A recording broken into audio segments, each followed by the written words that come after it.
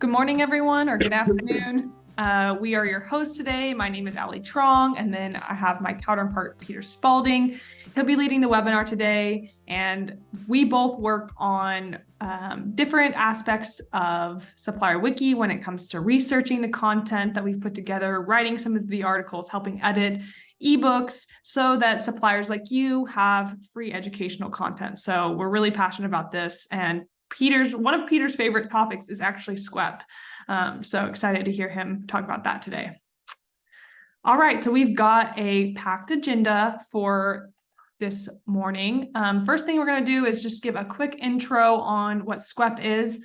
You'd actually be surprised if you're, new to SQEP, or you've kind of understood that this was a compliance program from the beginning, but we actually have suppliers every day who are not even aware that this program exists in Walmart. So there's still lots of education to have around the SQEP program. And then we'll talk a little bit about the SQEP dashboard and some of the features there and how to use that. Then we'll get into understanding Fix-It, which is another application that helps you understand your SQEP defects. And then lastly, we'll get into understanding HighRadius, an outside third-party platform where you actually go and dispute those SQEP fines. And then last, we will save some time at the end for any questions that you have. It can be about our fun question of the day, which was not that fun, but it's about Luminate, or it can be about SQEP or other compliance programs.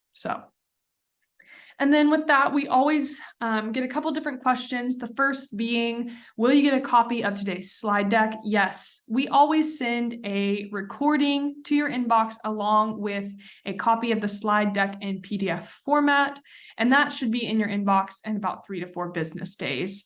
If you ever want to find another webinar that you weren't able to attend or you can't find the recording in your inbox, you can go on supplierwiki.com and you can find the recordings there. We also have the slide decks there listed as resources, and you can log into YouTube and find us on there. We have recordings of our webinars there as well. Then the second question we get asked often is, what's the best way to ask a question? I will be reviewing the questions that come in and then pitching those to Peter. I'm going to be prioritizing the QA section. So it's 2 little speech bubbles at the bottom of your Zoom. If you put a question in there, I'll probably go to those first to answer them. But you can also put them in the chat. Chat is most helpful for just having conversation, sharing resources or information with the supplier community as we're learning together. And with that, if this is your first time on a webinar and you're not sure who SupplyPike is, hi, we're SupplyPike. We create software tools that help CPGs reduce revenue loss. We do that in a couple different retailers and a couple different ways. Today, we're focusing on Walmart, but we have solutions in Target, Kroger, and Amazon. And stay tuned for 2024 because we will have a couple other avenues that we're moving into in the retail space. So excited to have solutions there. And then when I talk about the different ways that we help reduce revenue loss, one of those being we do have a SQEP tool that can help you with visibility and understanding your defects. And we can kind of get into that at the end if there are questions around that. Last thing I'll say here before I pass it over to Peter is we work with a lot of CPGs basically in every product category across the box. You can see some of the wonderful brands that we work with today. And last thing I'll say there is if you aren't working with us today, we'd love to see your logo or your company up there in the future. And with that, I'll hand it over to you, Peter, to get into today's content. Thank you, Allie. Yeah, a little kind of fair warning. My voice, I'm hoping that it will kind of last the whole webinar, but I was up very late last night, if any of you are basketball fans, at the Bud Walton Arena for the Arkansas's huge upset victory over Duke last night, which was such an amazing experience. But I was screaming a lot. I was using my voice a lot. I was not thinking about this SQEP webinar when I was at the game. And so hopefully I'll be able to kind of hang in there, but bear with me as we go through. Okay, more to the subject at hand. Yeah, so one of the issues that we kind of run into a lot when we're creating these webinars is we want to scale them to be kind of, so we can have a 101, a 201, and to kind of have varying degrees of kind of granularity whenever it comes to the topics that we're discussing. We want to be able to create stuff that's really detailed for some of the more experienced suppliers, but we also really want to be a resource for new suppliers, to be a kind of one-stop shop for all the different sort of compliance and revenue loss and just general, supplier best practices, educational content. So part of what that does is it creates an issue with, if we're talking about SQEP, how do we start at the beginning, and how much of that kind of process should we actually cover? So, but hopefully for some of you, this isn't a totally new concept. SQEP is basically OTIF 2.0, covering different stuff, right? So it's not covering all of, there's overlap between the different kinds of supplier behaviors that it is trying to measure, I guess, supplier performance metrics that it's trying to measure. But it is different. And it is pretty unique, I think, as far as my understanding of other major retailers goes. They have compliance programs, but they have basically a compliance program. Target has the Target compliance document, and everything goes back to that. SQEP is Walmart's, I think, kind of reaction to, it's kind of a reaction to COVID, but it was definitely in the works before that. But basically an attempt to bring the quality of the supply chain up for their suppliers as much as possible, and to motivate their suppliers in that way. Right. So it's obviously been something that has created a lot of issues for people. Most suppliers will be hit with SQEP fines pretty regularly. So if this isn't something that you're totally engaged with in your actual work, you're not a controller at a supplier, or you're not kind of doing some of the more accounting-based stuff, or you're doing the supply chain stuff and not doing the accounting stuff, right? Depending on what your role is at the given supplier or what have you, it might be something that you're intimately familiar with. It might be something that you should become more familiar with. It might be something that it's just kind of good to know about a little bit too. So we're going to cover a little bit of the range here, but I wanted to start with some of the basics. So it's introduced in early of 2021, right? Again, it's kind of, we're coming out of this, there was no toilet paper on the shelves anywhere. There was a toilet paper scare that generated a lot of memes, among other things, right? But basically, it's a reaction to the out of stocks that you see happening with the supply chain issues in COVID. And the language that Walmart uses is a zero-based mindset, right? Which basically is just them saying, we have very high standards for our suppliers, and we're going to try to motivate that through this new program.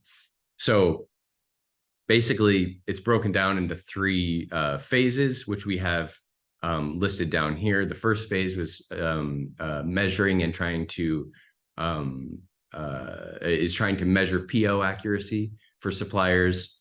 The second one is barcode and labeling, which we talk a lot about these days as things become more automated, as well as packaging load and pallet quality. So those are each of the first three phases. Those are all of the active phases, but we use that language is not limited to there, just to kind of denote that there's a fourth phase coming. Well, probably. It's been a long time since we've heard anything about it. It will probably come. Scheduling and transportation is what it's called. So we don't know what that entails really. But when it does come, we'll be here for you for all of that. So who does SQEP apply to and who does it not? As with most of these more kind of esoteric compliance programs, it's more based for continental US and people shipping to DCs there. So all suppliers of Walmart who are shipping to DCs in the continental US, including fulfillment centers, it applies to them. So, excuse me. Suppliers for e-com and Walmart.com applies to them as well. Direct import, even though OTIF doesn't apply, SQEP does for direct imports. That's important to kind of notice. And then DSDC suppliers it applies to as well. And then here are the exceptions. D99 and D96 suppliers, and not totally sure if this is 100% accurate. My understanding of those is that that's like people shipping like cleaning supplies and like shelving stuff directly to stores. So it's not really a supplier, but it's something that Walmart needs to have on their books anyways. They're not going to hit them with SQEP fines, right? But they still need that stuff in stores. Sam's Club has an OTIF, I believe, and they're not fining for it yet, I believe. But they don't have SQEP for Sam's Club suppliers yet. I don't think so. And again, if you've heard anything new about this, please let us know. Correct me if I'm wrong about OTIF. I believe that there is OTIF like insight for Sam's Club supplier performance, but I don't think they've started leveling fines for that yet. Correct me if I'm wrong on that. And then also with SQEP, I believe that SQEP is coming for Sam's Club, but has not started the oversight yet. So you don't have the SQEP apps like you have in Retail Link for Sam's Club suppliers yet, like we'll be talking about today. So suppliers of Walmart Canada and Mexico, we don't have either. They don't have it either. And then obviously, you know, Hawaii, Puerto Rico, Alaska. It's just the logistics of the what's the term that I'm looking for? The infrastructure, right? So you can't regulate those in the same way. You can't regulate, you know, Alaska DCs the same way that you could with a Hawaii DC, right? Just because the kind of shipping and transportation that you're doing to those DCs would look so different, just between the two of them, but also both of them, it would look different from how it is on the continental US itself. So with the continental US, there's a lot of kind of congruity. The fleet can kind of go all over. So that's a part of why SQEP is kind of located there. They can control a lot of that by automating it. And then direct store delivery, again, with the kind of like store supplies, it sort of applies to that as well. And then drop ship vendors. And again, those are kind of for obvious reasons too. They're basically exceptions to the rule, sort of like Hawaii and Alaska are also. So this is a more detailed timeline from what I was talking about before, as well as with the layout of the phases. So we have phase 1B and phase 1C. Basically, 1B was just the beginning of it. That was the first time really that they started leveling out fines. And then phase 1C, ASN is just kind of like, ASN accuracy is just kind of like a huge chunk of PO accuracy. So it really represents kind of the bulk of the revenue loss in SQEP for phase 1. And really just kind of, I think it's somewhere around 20% of the revenue loss for SQEP generally is ASN not downloaded. It could be, number could be a little bit inflated. Maybe it's closer to 10%. But ASN accuracy, which has a lot to do with timing more than EDI, which, you know, we can get into a little bit, is really big. But yeah, that was 1C. And then they dropped phase 2 in Q3 of that fiscal year. And then phase 3 was dropped in Q1 of the following fiscal year. So you can see there's it seemed like the first 3 phases were all kind of planned together and were staggered and tiered with some regularity. You know, every quarter or every other quarter, you know, there was a release kind of plan. I'm not sure if what happened was there was a bump in the road with phase 4 and they just kind of put it on the back burner, or if the plan was always to release phase 4 later on once they had a better kind of understanding of these other areas of compliance. Not sure. We heard November of last year. We heard November of this year. We heard beginning of 2024. But, you know, lots of hearsay, lots of conjecture, and the official word from Walmart is just not as of yet. We don't have any news to give you for that. But yeah, let us know if you've heard any whispers, any rumors. It's always fun. It's always fun to gossip about phase 4. We love a good phase 4 gossip session. Okay, so that's it for kind of like the basic introduction of what SQEP is. Today, we're just going to be focusing on the apps in Retail Link that are most pertinent to SQEP. I was just thinking about this on the drive up of like, we're only talking about 3 apps, but really, if you want to get into the apps that have a lot of, that could have an enormous impact on your SQEP performance, there's a ton of other apps that we could be talking about. So I want to be careful about how I phrase this a little bit here.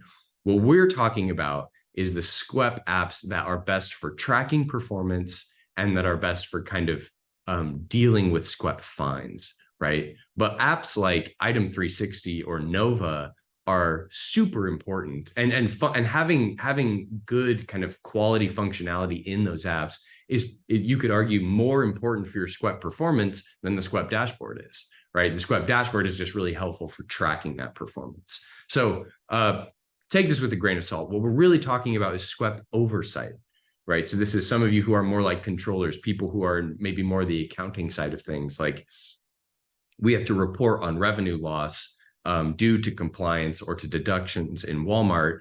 How do we do that? Well, these apps are going to be the ones that are most helpful, right? These apps are also the ones that are most helpful for improving compliance, right? So people may be involved more in supply chain, stuff like that, right? That's what this is about. But something like item setup, Item 360, right? If something goes wrong there are enormous consequences for deductions, for compliance, for all kinds of things. Even customer behavior, in the store, right? That could be severely impacted by an error in Item 360 or an item setup earlier on, right? Or maybe not even an error, but just a kind of like something that is not quite ideal, right? In the item setup. Same thing with Nova, right? Like I was talking about POs earlier and PO accuracy, as it's called in SQEP, right? Well, that is entirely based on Nova, right? Your ability to kind of react to PO changes or to make changes yourself, all of that happens in that space. So there's a bunch of other apps in Retail Link that could have huge SQEP consequences. These are the apps in Retail Link that are explicitly about SQEP, or that are explicitly kind of related to it. So that's why we're focusing on these 3. And I said that they're in Retail Link, but we're going to be talking about HighRadius, and HighRadius is a third party that is not in Retail Link. It's not an app in Retail Link. It's a separate kind of website. So some of you who are controllers who are doing AR deductions or chargebacks in Walmart, you'll be more familiar with that. Whenever Walmart wants to issue a fine, instead of just withholding money, then that will go through HighRadius for the most part. So yeah, we'll get into it. But basically, SQEP dashboard, that's your SQEP performance. That's how you track SQEP compliance across all 3 of the active phases. And so we'll get into a little bit of what that dashboard looks like and how to utilize it, how to maximize its potential. Fix It is for viewing, tracking, and correcting defects concerning phases 2 and 3. Now, this is a little bit confusing. I always think about Fix It in terms of it's the photographs app. It's where you go to find the images that Walmart is using to prove your lack of compliance with the packaging. Right. This is how it was received at the DC. So there wasn't enough glue. There wasn't enough tape. The barcode was in the wrong place, right? Whatever it is. This is our kind of like, hey, here's the issue. You got to fix it now. That's what Walmart is saying. Well, it happens to be a very useful app for proving some of their charges as invalid too, right? Some people have been sent images of a shipment that is not even theirs. It's a different suppliers, right? So then you can kind of use the app to just point that out, and then you can get the charge erased. But speaking of charges, HighRadius is where all of that is done, right? So that's the third-party app for paying and disputing AR charges, including OTIF and SQEP, and including some others. There's some others that go through there, but it's mostly OTIF and SQEP. And we'll be talking about how to kind of navigate that too. All right, let's get into phase one. Walmart's language around phase one is right item, right invoice. So basically, yeah, this is the PO accuracy, but it's meant to address defects occurring at or around the receiving process at Walmart DCs and FCs, particularly the relationship between POs and those processes, right? So it's about communication between Walmart's expectations and what's actually delivered. Is it accurate to the PO? Allie, do we have a question for this slide or? We do. Actually, it's for the slide just before it. Sorry, I try to get on here as fast as possible. We're talking about some of the main apps here. But Virginia asks, I see that Retail Link has an ASN dashboard. Is this helpful when dealing with ASN deductions? Yes, totally. That's one that we could put on like a tier below these as like I think of it as almost connected to the SQEP dashboard. The SQEP dashboard will give you an overall kind of ASN performance score, if that makes sense. And then if you want to get more granular within that, that's what the ASN dashboard is for. So that's another great shout out. That's another one of these apps that is definitely relevant to SQEP. And it's more like these ones. It's more like these three because it's about tracking performance just on a more granular level. So that's a great shout out as well. Thank you, Peter. Yep. All right. So that's phase one. Here's a charge example, and I'm going to go through this pretty quickly because we cover this a lot in our other webinars. Just to give you a sense of how these are measured, right? How the SQEP dashboard measures this compliance. It comes down to defects per million for whatever reason, right? So that's their kind of preferred metric here. And there's a big difference between automated compliance and compliance that's done through actual testing from Walmart, right? So Walmart will go through a certain percentage of your shipments and then basically generate a charge based on the performance of that random selection, if you will. Right. So in this example, if a PO has 70 lines and 3 defects, right, that's 3 out of the 70. So you're 95.7% accurate for the PO. And that's going to be 43,000 defects per million in the numbers. And so that's how they'll kind of show it. And that's not a bad score by any means. Phase 2, their language around this, they're like catchphrase, right item, right condition. So this is about the actual receiving process itself is how I would describe it. It's about Walmart's ability to identify, label, and receive those cases. So there's 2 main categories here: barcode compliance and label compliance. Walmart is going to have high demands from their suppliers so that they can receive everything the same way. Or as simply and as efficiently as possible.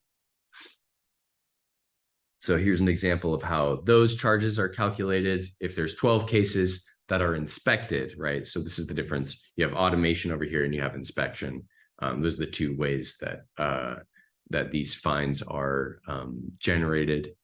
So 12 cases are inspected and there's 3 defects. That's 250,000 defects per million, right? So that's a bummer of an inspection because maybe they got a bad batch and they're just assuming like, okay, yeah, a quarter of the things that that you're shipping have defects, and so we're going to assume you're 75% compliant here.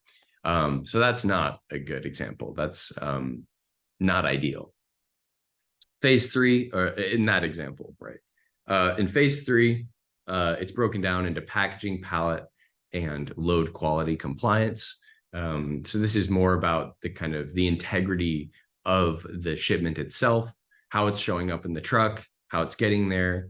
And these are pretty, I think between the 3 phases now, we're at a point where there's about equal amounts of revenue loss in each of the phases, which is surprising to me. I'm always surprised by this one.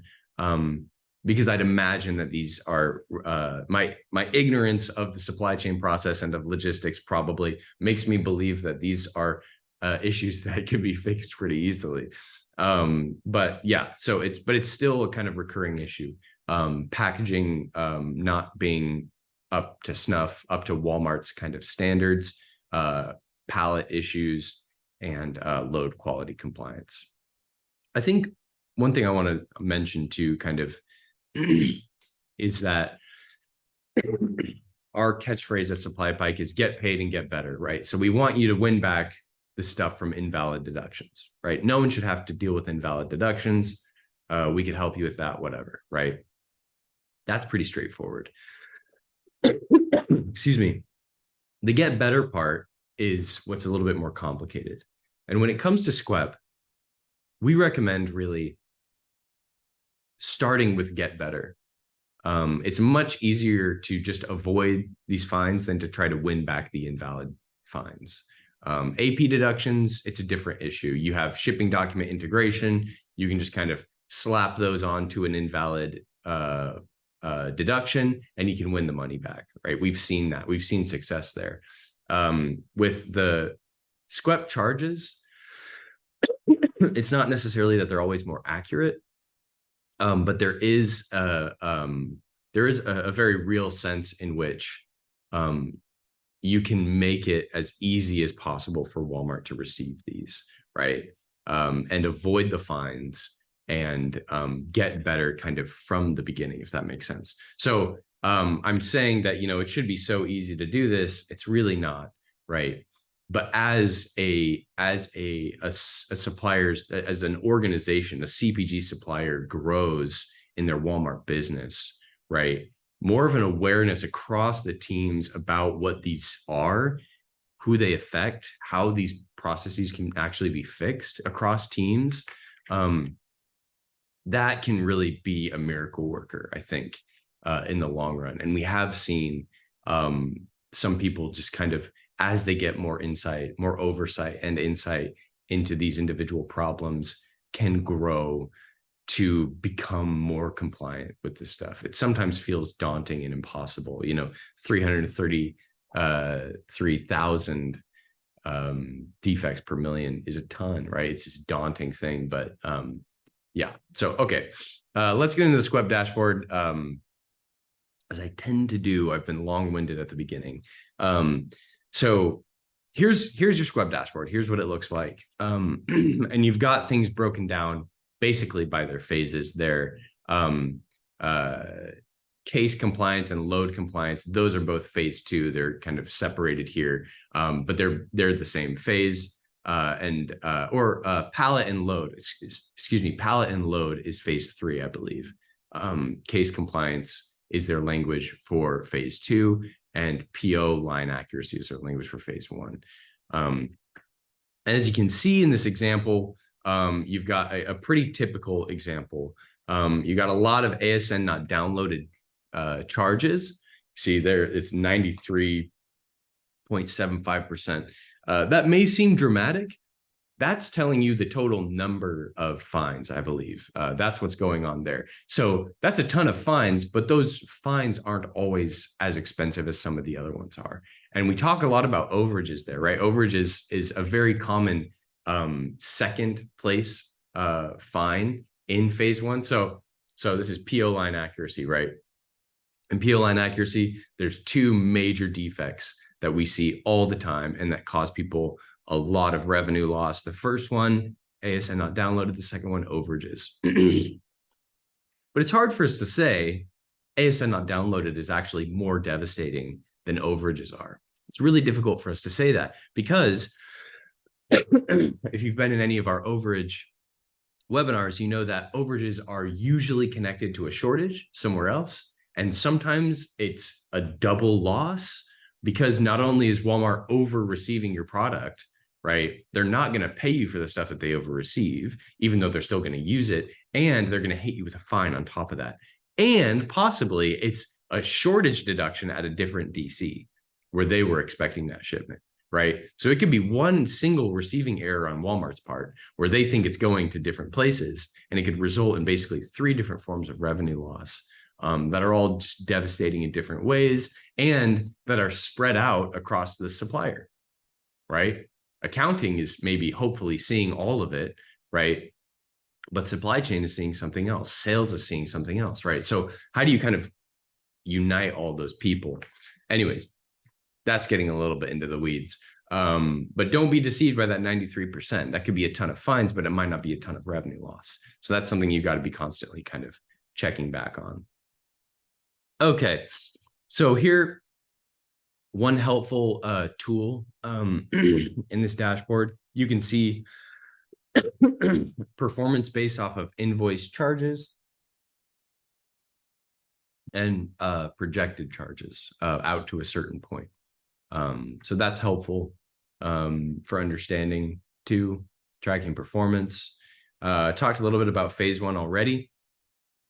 But so what you can use this for is for identifying, you know, what for each supplier is the big one, right? So I was talking about, you know, ASN not downloaded is huge, overages is huge. Well, you know, some suppliers may not have an overage issue at all, right? That might not be something that is a bug in their system, right? But ASN not downloaded is just devastating, right? Some people might not have any PO line accuracy issues at all, right? And all of their issues have to do with load compliance or case compliance, something like that, right? So it's about benchmarking your situation against other people's as well, right? How are we doing relative to other people? What are our particular needs, right?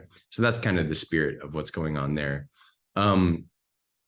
Here's a little bit more of how you can kind of break down the individual charges, some of the different ways that you can sort these, right? So you can sort by defect type. That's going to be ASN not downloaded, overages.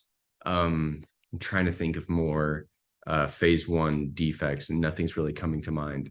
But know your defect types, okay, people. This is my lecture teacher moment. I'm really getting on my soapbox. Allie could probably put in the chat, if she hasn't already, the defects playlist, or we have an ebook too.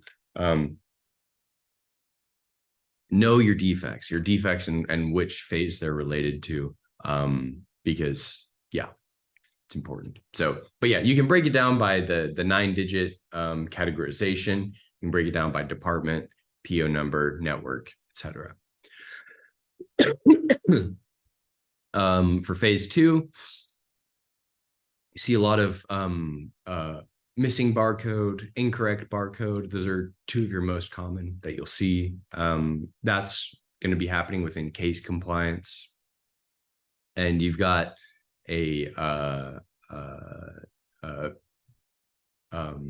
Fix It is going to be kind of the other app that's most important for this particular one. And then in phase three, also Fix It helps with, but pallet quality, packaging quality, those you'll be seeing a lot more of those defects. But yeah, hopefully Allie can share the common defects ebook so that you guys can have that resource on hand. You should know, if you're seeing a lot of one particularly bizarre esoteric defect, that we don't cover in that ebook or something, well, that should be telling you something. Okay, let's get into Fix It. Fix It is fun, it's granular, it's detailed, and it has to do with the shipping itself, right? The actual logistic kind of portion of it, of the receiving process.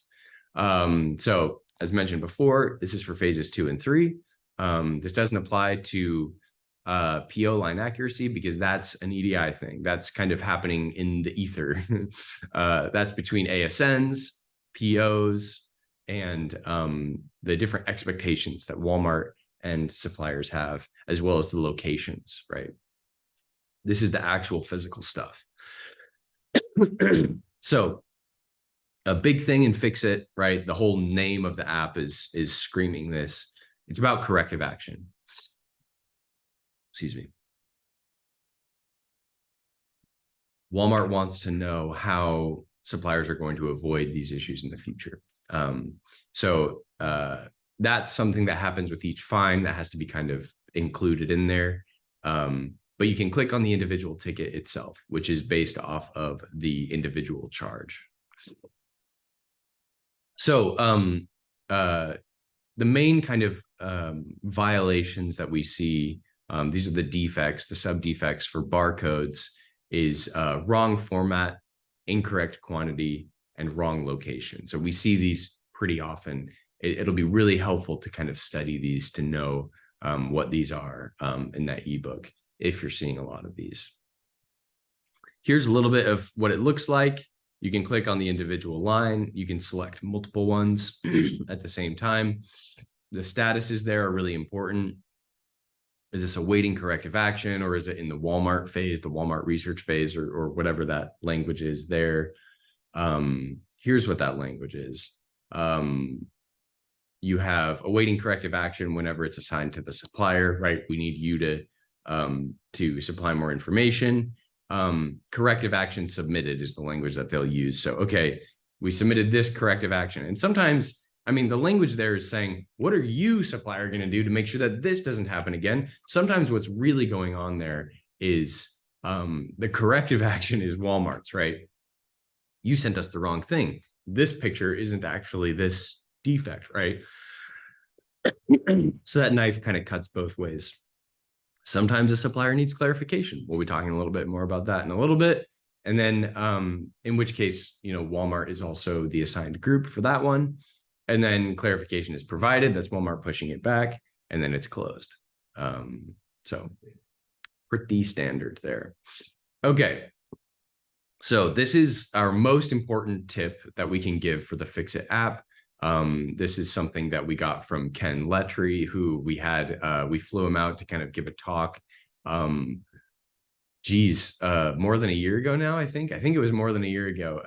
But he had some really great advice for Fix-It. He's really experienced in that world. And so we borrowed this from him. So his big kind of thing, the big axe to grind is ask a very specific question. One question to avoid receiving the wrong answer. So he's got some examples here that he listed out. But basically, the reason behind that is you're only really going to get one response from Walmart per ticket. So you got to kind of make sure that it's all there from the very beginning, because you can't have an open conversation with someone through this chat function. But the chat function is super helpful if you can ask that really penetrating question the first time and get down kind of to the root of the issue, right? So one of them here, hello, I'm confused. What do you mean wrong format? I see a GS128 label and a carton label. Specifically, what is wrong with the format? Thanks in advance. And then you've got a very specific answer there. So it helps to get right down to the issue, to know as much about the situation as possible. That's the best way to get the most out of the app. Okay.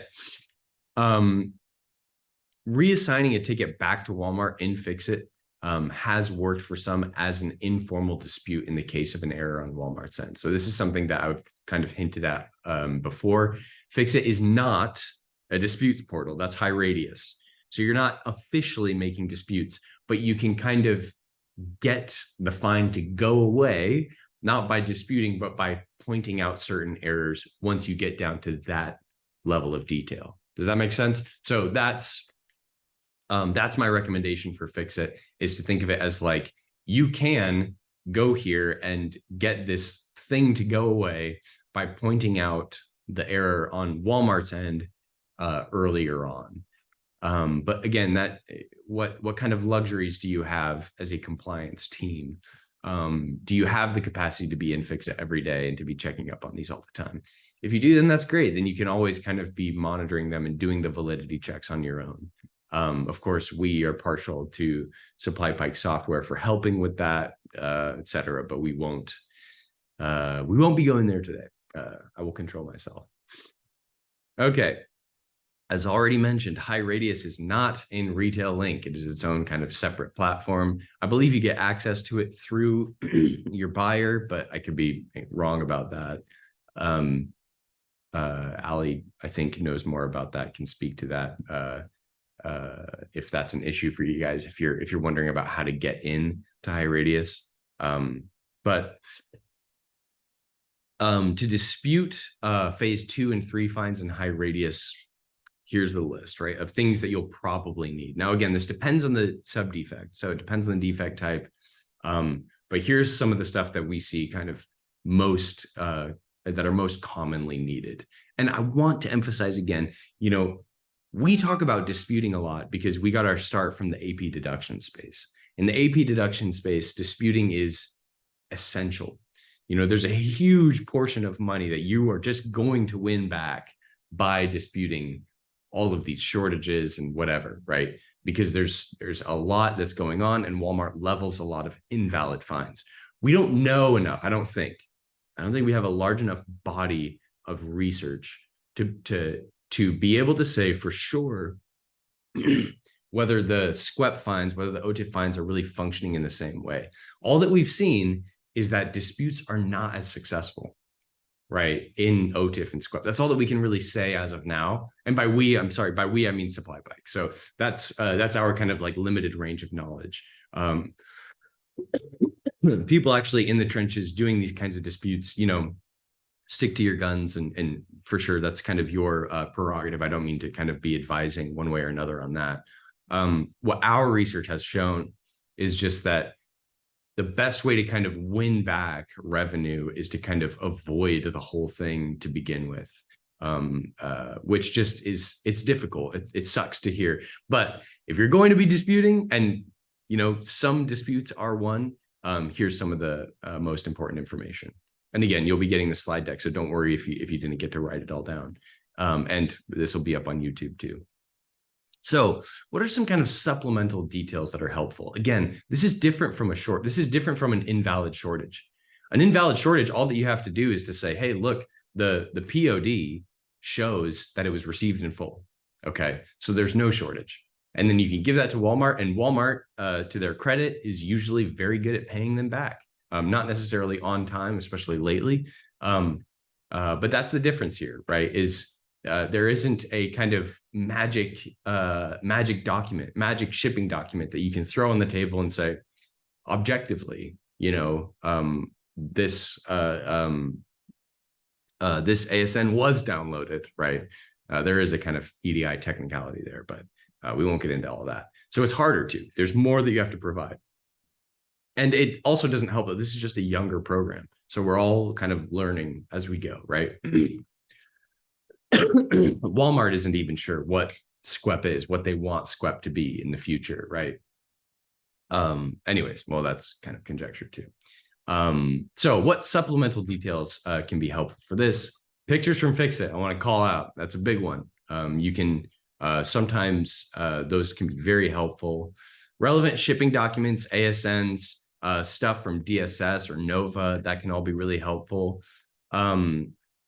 The functional acknowledgement, EDI 997, I believe that's the correct one. EDI 997 can be helpful sometimes for disputing an invalid ASN not downloaded fine.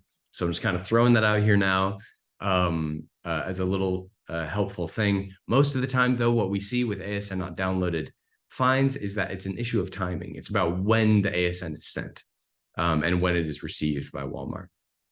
Again, you have to really kind of hold their hand through that receiving process.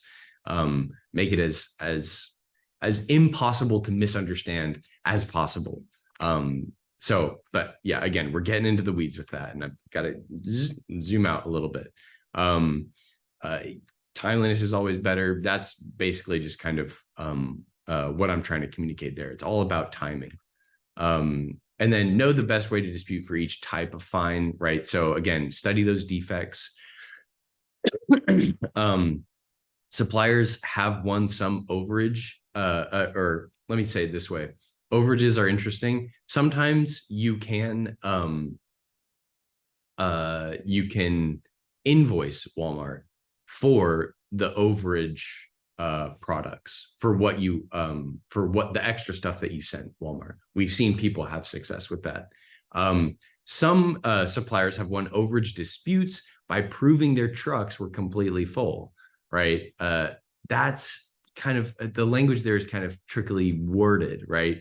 because it'll be by cases, right? It'll be by the actual number of stuff. So if you can prove, hey, we shipped 50 cases, and Walmart is like, great, yeah, we received 50, we received 65, and we're not happy about that, so we're charging you some. So again, it's kind of tricky. Sometimes overages and shortages can be matched up, and if they can, then that can be proven in both of those separate ways, through high radius for the overage and through APDP for the shortage. But that is getting into really kind of complicated territory. So we can save that for later. We're also running a little bit low on time, so I better kind of speed up here.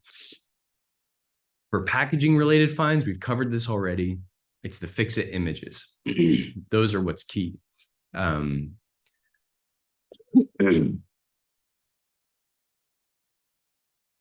So when this is a little bit about the high radius kind of dashboard, we're just going to cover a little bit how to just walk you through the dispute process there.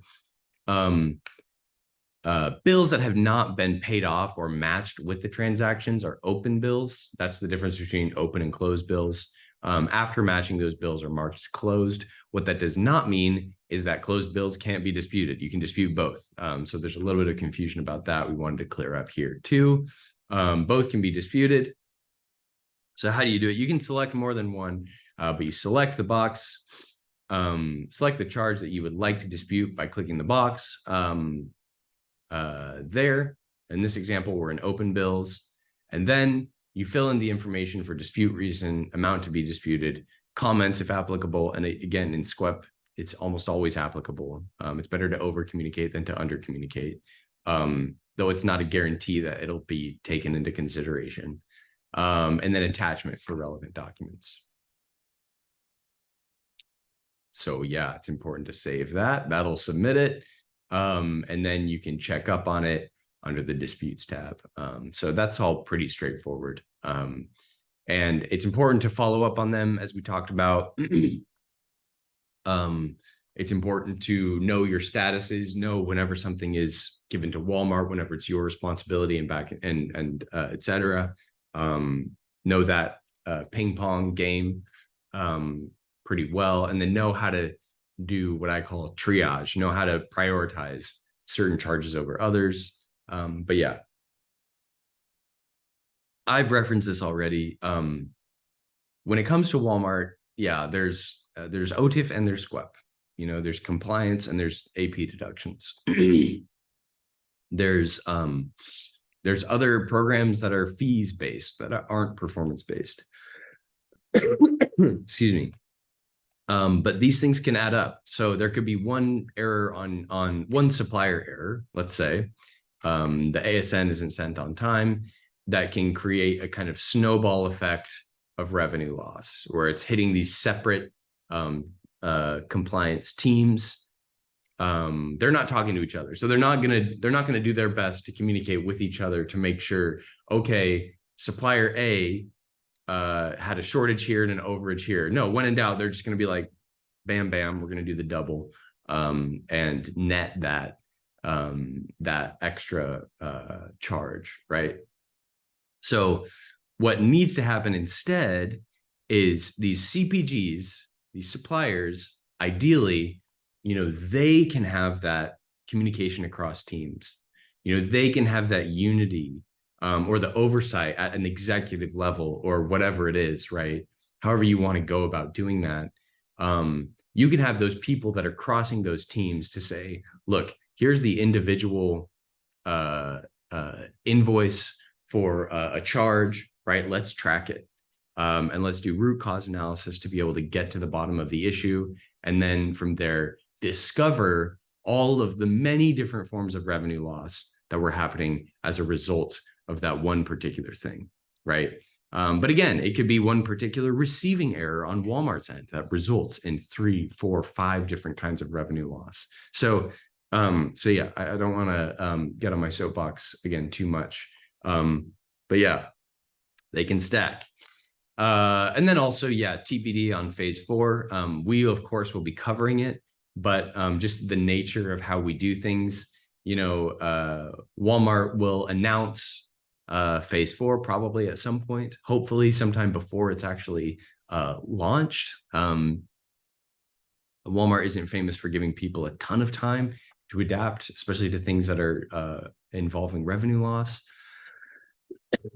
So watch out for phase 4. And of course, we'll keep you updated. We'll update our SQEP book whenever phase 4 comes out to include a whole nother chapter on what all is going on there. So, but yeah, that's that. Another thing I haven't been talking about very much in this webinar, but that everyone should definitely be paying attention to is automation. Automation is becoming really common. We talked about inspections versus automations. What our numbers show is that automated receiving, even though the charges appear a lot less, once automation picks up in Walmart DCs and that technology catches up with where they want it to be, what we're going to see is phase 2 and 3 fines really blowing up. Those are really going to get a lot more costly. And I don't want to be doom and gloom about it.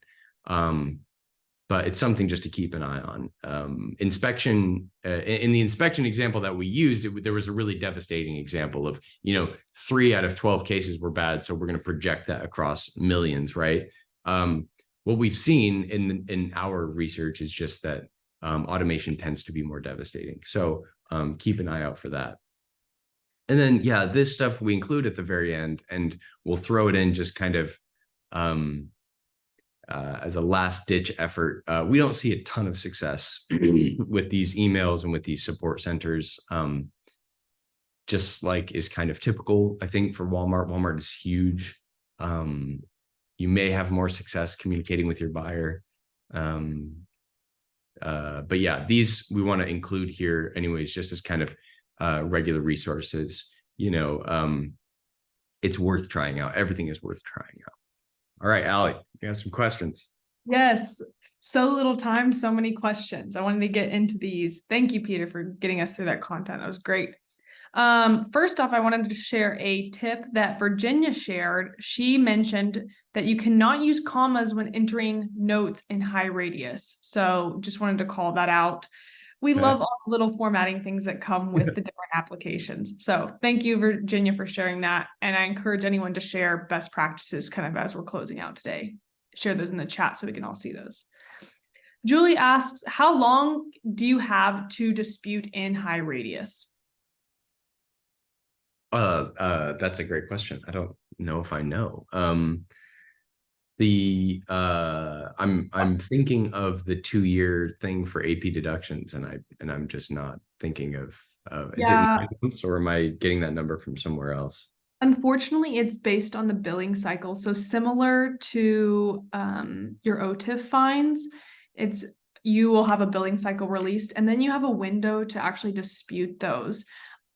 We do recommend that if it's still living in your high radius application, go ahead and try and dispute it, even if it's past that date. You want to go after the money that you can, even if it's not within that date that they say. But typically the kind of standard that Walmart has released is that you have to do it in that billing cycle. So before that they release those fines. Okay, thank you. Yeah. Other questions. So this one's a little bit weird. I don't know if I have particularly seen this, Peter. Again, feel free to add commentary to this, but also if you're in the chat and you've seen this. Dario says that they've entered the Fixit app, but all is shown is no data available in both the tickets and actions tab. So the first part of this question is just like, is this normal? And then if anyone has any troubleshooting, let's hear it. For context, they've been a supplier for 8 months and have been hit with SQEP and OTIF fines. That's fascinating. The only recommendation that I can think of, and I would love to hear if other people have seen this, no data available as well, is that across the different defects? So I know I'm really harping on defects. Are those for every single phase 2 and 3 fine that you've received? If so, that might be something that you'd want to take up with your buyer, because your buyer is motivated in the same way for you to be as compliant with those programs too. So maybe asking your buyer could work. Again, that relationship is, I don't want to advise how to deal with that relationship. That's something that you guys know better than anyone else. But if it is one particular defect, that would make a little bit more sense to me. If there's a particular issue that a particular DC maybe isn't reporting on correctly, then that could be something that you could take to your buyer that would be a little bit more kind of direct, of like, hey, we can't deal with this. We can't fix this if there's no information there. Another thing too would be kind of just maybe trying that in the chat function there too, saying, there's no information here. How am I supposed to fix it? Get right down to the issue there. But yeah, that's a really curious. I've never heard that before. No information available or no data available. Yeah, I'm wondering too if it has to do with something about the way that your retail link account is set up. So the only way that I would assume an ASN would have no data is if you don't use ASNs. So I know certain ways that you can ship, you may not use that, even though Walmart has said like everyone should be using it. So maybe you shouldn't even be receiving those fines depending on how you ship or what your products are. I did send in the chat the supplier help for Walmart. So you can go there and actually toggle in the left-hand corner. You can change if you're dropship, warehouse, Sam's Club, direct import, etc. And I would go into the application issues. So you do have to be logged into Retail Link, but it sounds like either kind of to piggyback off of what Peter has said, it's an application issue. You should kind of research there and see if your Retail Link admin can help you, or maybe it's the way that you are shipping and you don't actually require ASN data, but it sounds like that's something that you want access to. So I would assume you've been sending those out. So I'd kind of go with the former there. So great question. We have time for a couple more. The last, or the second to last, being Anna. So she actually is asking about our products. So not necessarily Retail Link. So SupplyPike does have a solution that helps with SQEP. And her question is, so SQEP disputes cannot be submitted through SupplyPike and have to be submitted in high-radius. Peter, I do have an answer to this, but I want to give you the floor if you want to answer this. Sure, yeah. And correct me if I'm wrong. My understanding is that our plan for SQEP is to have disputing in-app available that would work in the same way that you have disputing for deduction. So it could automatically attach all of the documents that are necessary, and then it would be automatically integrated into high-radius so that you wouldn't have to go through high-radius.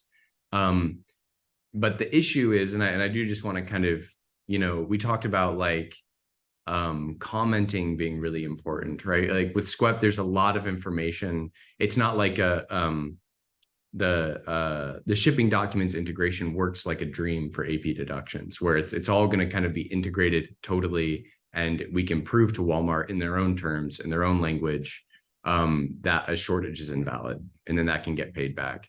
So with SQEP, I think the vision is for that, something like that, to be there eventually. And I know that there are some people that are disputing SQEP fines, I think, in the app already. But it's just it's going to be a much longer process from a product development, I think, perspective. Not necessarily on our end, but just because of the nature of SQEP. I don't know if you wanted to add anything to that, Allie.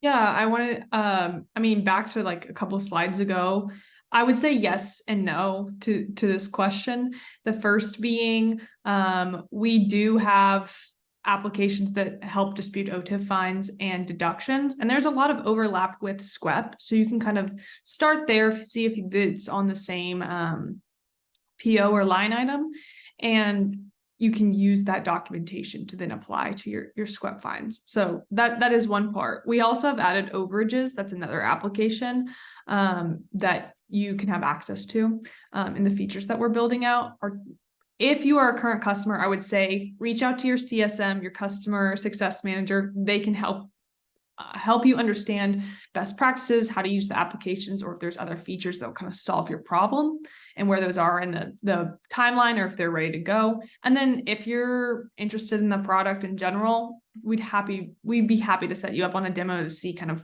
how the solution could fit your needs. Last question I do have, Peter, if we have a little bit of time for it.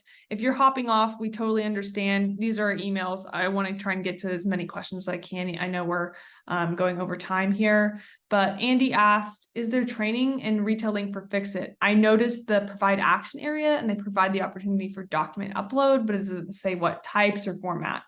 So it looks like they're just asking for more training on Fix-It. Oh, Peter, you're muted. So sorry. Okay. In the Academy tab of Retail Link, there definitely should be some stuff on Fix-It. I would just search Fix-It in there, and there will be some articles that come up.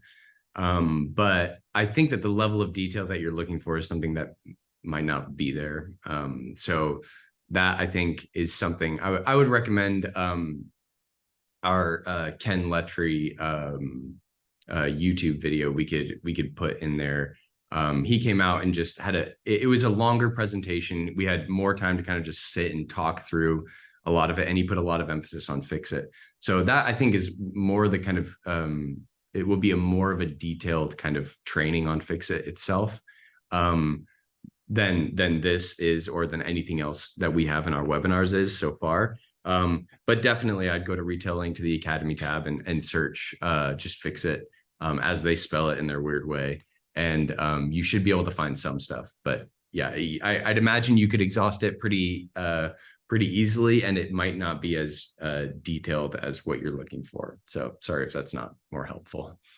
Yeah, I would just reiterate, Fix-It has been an issue for a lot of suppliers, and we're hoping to see more training come out. We'd love to give more specific tips, and we'll walk through that with suppliers if we can. So just to kind of end us for today, end on that question well, these are our emails. We check these after the webinar and want to make sure that we answer your questions in a timely manner. So please, if you have other questions about Fix-It, about Luminate, about SQEP, anything Walmart related, or other retailers like Amazon, Target, Kroger, we'd love to talk. Or you can find us at SupplyPike.com. We've got access to our resources there and just more information on our product. So with that, thank you all for attending today's webinar. We really appreciate it when you guys come on and ask questions. And Peter, thanks for walking us through this content. Really great. I definitely learned some things. Yeah, no problem. Thank you all for joining. Yep. Thank you guys. Take care.